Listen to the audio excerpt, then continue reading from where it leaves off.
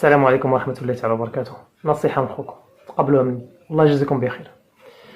أولا، نحن في العشر الأواخر من رمضان، احنا في العشر أيام الأخرى من شهر رمضان المبارك الكريم، فنستغلوها هاد العشر أيام الأخرى. نبقى والو، غير نزيدو كما تنقول لكم على الصبر، نزيدو نصبروا، نبقى والو 10 أيام، وفيها ليلة خير من 1000 شهر كما قال الله عز وجل. والعلماء يقولون أن هذيك الليلة خير من 1000 شهر، 83 سنة أو 84 سنة. فضل كبير وفضل عظيم عند الله عز وجل. ليلة شحال كتساوي ديال العمر؟ انت واش غتعيش ولا ما تعيش ديك 83 سنة؟ واش غتعيش ولا ما تعيشش؟ سبحان الله. فتحروا هذه الليلة هذه ونستافدوا من الأجر ديالها، نستغلوا الأجر ديالها. الله يجزيكم بخير، غير صبروا باش تحصلوا على هذه الليلة هذه. نحاولوا نشدوا في العشر أيام الأخرى كما كان النبي صلى الله عليه وسلم تيدير.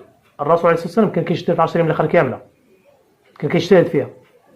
فنكونوا على الخطى ديالو ونجتهدوا في العشر أيام الأخرى. والله يوفق الجميع، نسأل الله عز وجل التوفيق للجميع. الله يوفقنا والله يوفقنا باش ندركوا ليلة القدر، اللهم آمين. المسألة الثانية مهمة بزاف، وهي بر الوالدين. نصيحة للشباب اللي بقى له والدين حيين، اللي بقى عنده الوالدين ديالو حيين، تهلا فيهم، تهلا في والديك، بر بهم.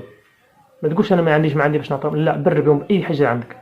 لا عندك المال نفق عليهم، ما عندكش تهلا بهم، ولو غير بالكلم، غير بالهضره تهلا فيهم. قول لهم كلام زوين، سير شوفهم، راقب عليهم، طلع عليهم مره سير عندهم.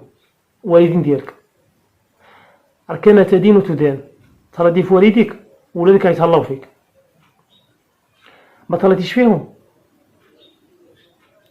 راه ولادك تسنى نفس المعامله. اللهم بر بالوالدين ديالك، والله عز وجل وصى عليهم، الله سبحانه وتعالى وصى عليهم، والنبي وصى عليهم. فالوالدين ديالك شي حاجه مهمه في الحياه ديالك، فتهلا فيهم وبر بهم.